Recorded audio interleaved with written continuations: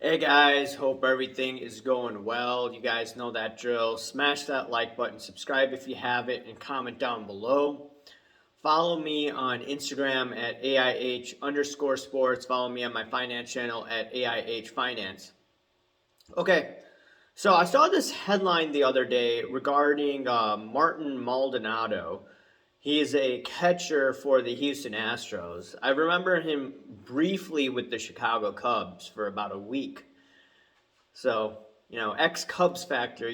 When I was younger in the Chicagoland area, they used to always talk about, hey, it's the ex-Cubs factor for all of these guys that used to get into the World Series. This was prior to the Cubs winning in 2016.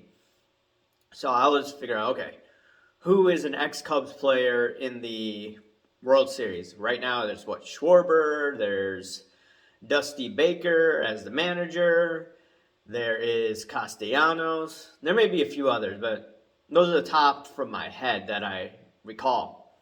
But anyways, Martin Maldonado, I'm over at CBS Sports, so I'm going to take a look at it. Martin Maldonado was using apparently a bat that Albert Pujols used, and these type of bats were grandfathered in, and this is since 2010. 2010, MLB made a decision that those individuals that start playing after 2010 are going to be using a different type of bat just for safety reasoning. It may be because of the density of the bat, which caused some sort of fracture, from my understanding. Regardless, when I first heard this, I thought, oh man, is there hanky-panky involved? And I saw an Instagram post saying that, hey, Albert Pujols had an uncompetitive advantage in getting over 700 home runs. I'm like, oh man, this is a story I need to run with. But I did want to do research before I came on here. And apparently there's no competitive advantage using this bat. Because I was thinking, wait a second, Albert Pujols is hitting a little more home runs than I thought he would hit in his last year. And all of a sudden he has more than 700 home runs and he's retired now. And I'm thinking to myself, okay, hanky-panky or not? And it looks like no hanky-panky was involved. Now, I do believe that players that are trying to chase a record or they are becoming a free agent in the next year, what they do is they probably use a lot of painkillers, right? I was told this from John, who knows somebody, or his older brother knows a few people in the Astros, or at least one person in the Astros team, and we're talking about management-wise.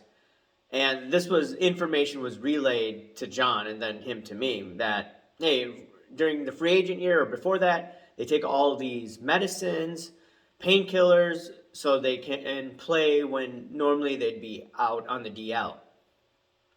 And I remember a few names top of my head. There's Yu Darvish, he was injured first year with the Cubs. There was Steven Strasburg. He has never been the same since he won the World Series, and he signed a new contract basically with the Nationals. The list goes on, and I'm thinking, wait, Aaron Judge just had a phenomenal year. So was he using a lot of painkillers or all of this medicine that normally wouldn't have been used? Because you can't use too much of it. You could use it, once in a while. You get banged up here and there. Okay, that's fine, but are these guys using that? I wouldn't be surprised. And then the year after, they have a bad year or they're on the DL because maybe they didn't rest up the year before, right? That's my thought process. So what does this have to do with sports cards and regarding the hanky-panky? So if you remember, Cubs background here, right? Or you could see that.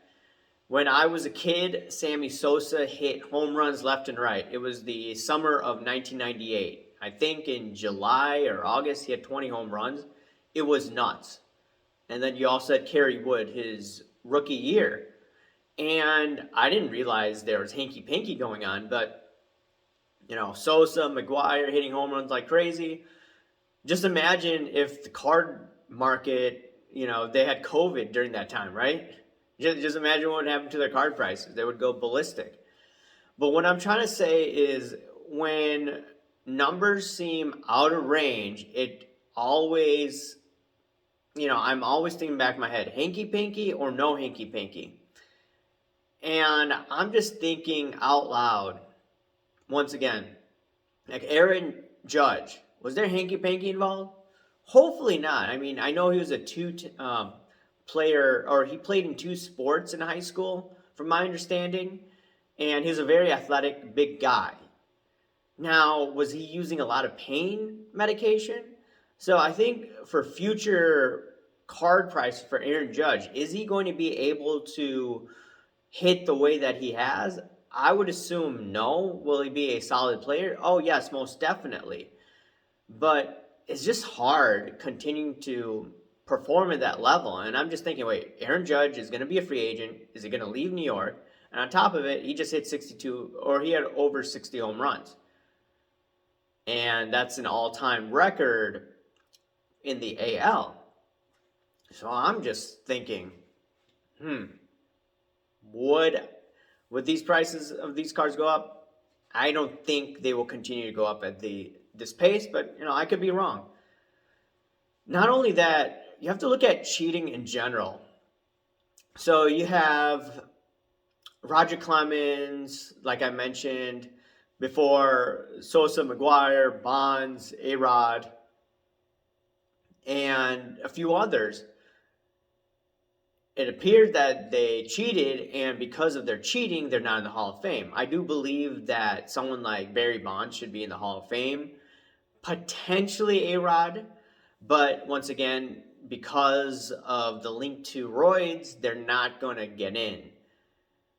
And I'm thinking out loud, what is acceptable form of cheating and what is not, according to the writers? Because Big Papi got in, right? And there's rumors around him, from what I've read. He's a very likable guy. Is that why he's in?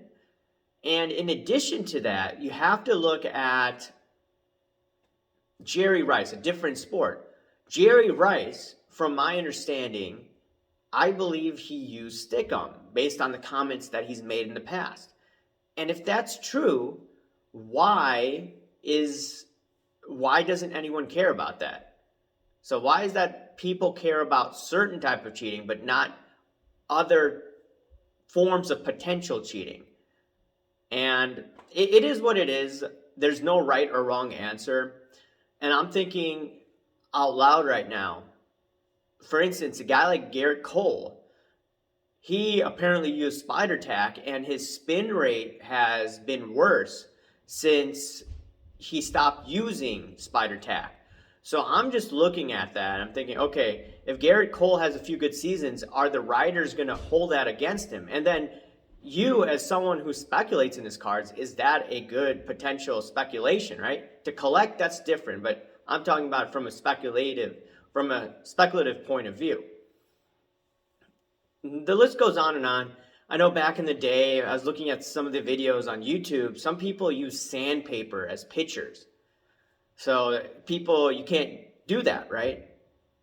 I think a Phillies pitcher used it against the Cubs in '87 from what I was looking at, and then they got kicked out.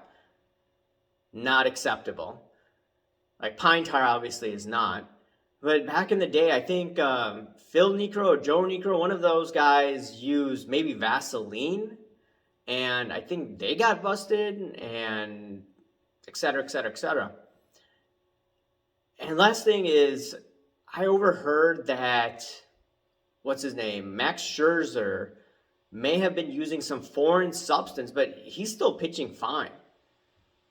I think Verlander was named in that too, but no one really cares. And I believe they're going to be first ballot Hall of Famers. So, first of all, what constitutes cheating in your eyes? And two, will this affect prices in the future? Or is it just that it has to be cheating beyond a shadow of a doubt? Because some people would be like, hey, Tom Brady and the Patriots cheated, but people don't care about that, right? People don't care about Deflategate. I think he won the Super Bowl that year.